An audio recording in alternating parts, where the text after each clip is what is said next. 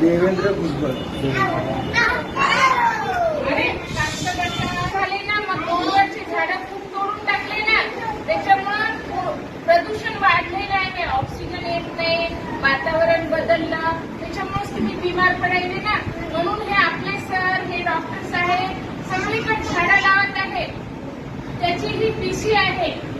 आणि उद्या तुम्ही पण एक झाड मम्मी सोबत आपल्या घरी लावायचं आणि फोटो काढून टाकायचा.